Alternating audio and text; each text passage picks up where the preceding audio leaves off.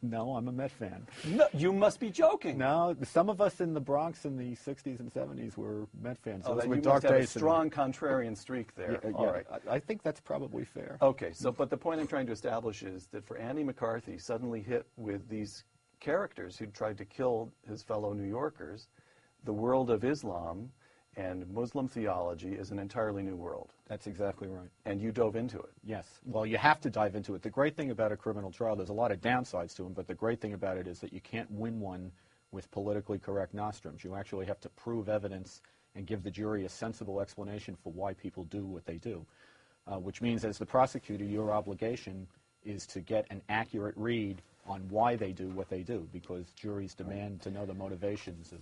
In Willful Blindness, you write about, quote, the chasm between the Islam of Western fantasy and the Islam that actually exists.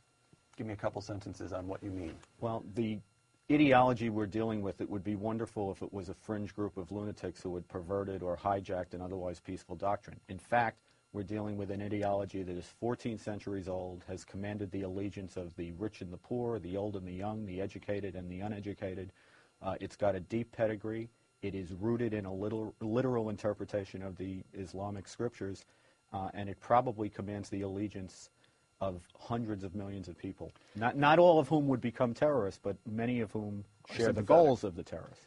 President Bush on September 17, 2001, I quote, Islam is peace, close quote. Sorry. Wrong. He's just plain wrong. No, he's wrong. Willful blindness, again. Jihad, I mean, you talk about Islam, but jihad won't go away. There would be no Muslim world without it, close quote. Tell me what it means and tell me why you say it won't go away, why it's central to a Muslim understanding of jihad is most accurately understood as holy war. It is the struggle to expand the Islamic world.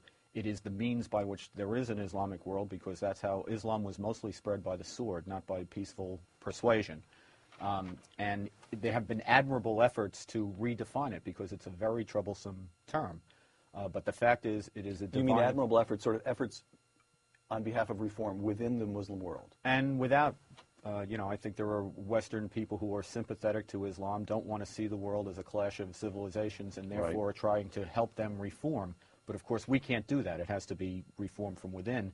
And the problem with the reform is the people who are doing the reform sound to the Muslim world like the people who are dancing on the head of a pin, whereas the jihadists themselves, the people we refer to as jihadists or terrorists, are the ones who seem to be more authentic, because their interpretation from within the tradition. Exactly. They are rooted solidly in the scriptures. Let me present two ends of a spectrum. On one end,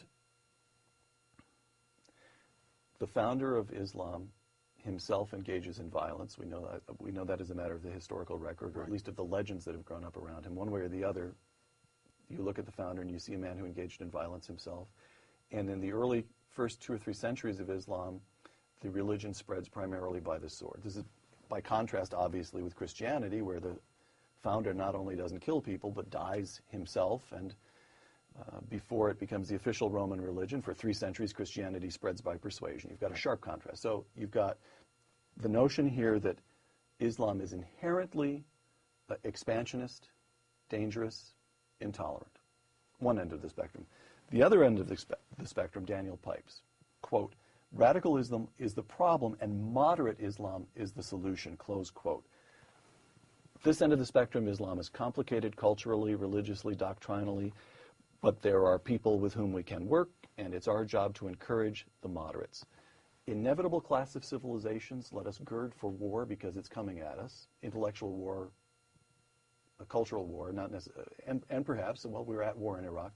Over here, wait a minute, let's slow down, let's work very hard to find the people with whom we can work and encourage them. Where's Andy McCarthy on that spectrum?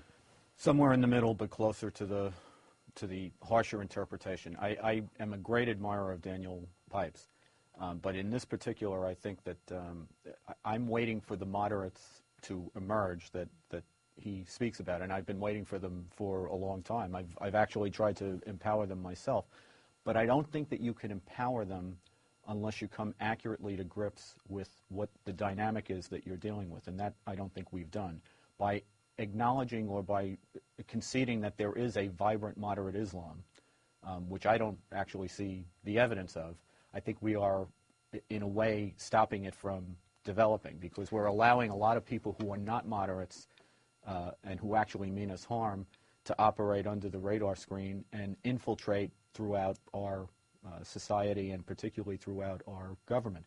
This government's interpretation of moderate Islam, unfortunately, is if you are not today in the act of blowing up a building, you're capable of being a moderate. As long as you say that you want the immoderate things that you want to impose, like Sharia, you're willing to impose through a political process. And I don't think that's moderation.